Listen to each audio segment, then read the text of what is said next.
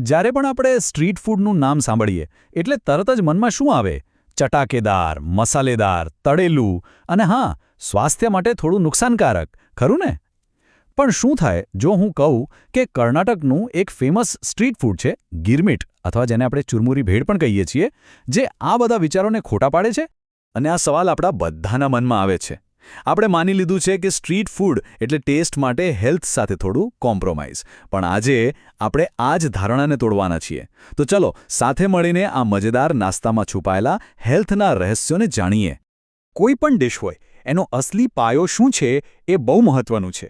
તો ચાલો સૌથી પહેલાં ચુરમુરી ભેળના બેઝની જ વાત કરીએ, કારણ કે એની સૌથી મોટી તાકાત અને મજા ખરેખર તો એના પાયામાં છે. તો આ વાનગીનો મેઇન હીરો કોણ છે? આપણા સૌના જાણીતા મમરા. અને ના, આ ખાલી પેટ ભરવા માટે નથી. મમરા એટલે કાર્બોહાઈડ્રેટ્સનો એવો સોર્સ જે તરત જ એનર્જી આપે. અને સૌથી સારી વાત શું છે ખબર છે? એ પચવામાં એકદમ હલકા હોય છે. મતલબ કે ટેસ્ટ પણ મળે અને પેટને ભારે પણ ન લાગે. સારું, પાયાની વાત તો થઈ ગઈ. હવે વારો છે એ વસ્તુઓનો જે આ ભેળમાં કલર અને ન્યુટ્રિશન બંને ભરી દે છે. સાચું કહું ને તો આ તાજા શાકભાજી જ આ ભેળની ખરી જાન છે. આમાં શું શું હોય છે? કાચા ટામેટાં, ઝીણી સમારેલી ડુંગળી અને છીણેલા ગાજર. પણ અહીંયા એક બહુ જ ઇમ્પોર્ટન્ટ વાત છે.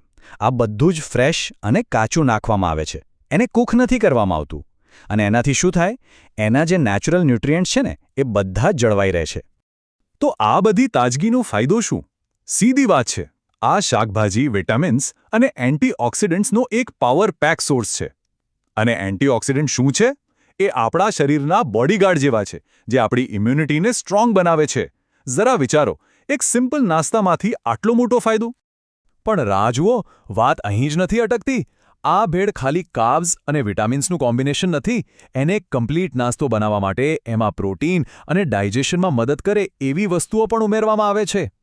હવે સવાલ એ છે કે પ્રોટીન આવે છે ક્યાંથી? તો એ આવે છે શેકેલી સિંગદાણા અથવા તો શેકેલા ચણામાંથી. આ બંને પ્રોટીનના જબરદસ્ત સોર્સ છે. આપણા મસલ્સને હેલ્ધી રાખવા માટે બહુ જ જરૂરી છે. તો જુઓ, હવે આ નાસ્તામાં એનર્જી પણ છે, વિટામિન્સ પણ છે અને પ્રોટીન પણ છે. ત્રણેયનું પરફેક્ટ પેકેજ. અને હવે ફાઇનલ ટચ, એવી વસ્તુઓ જે આ ભેળને એનો ફેમસ ચટાકેદાર સ્વાદ આપે છે અને સાથે સાથે હેલ્થ બેનિફિટ્સ પણ વધારે છે.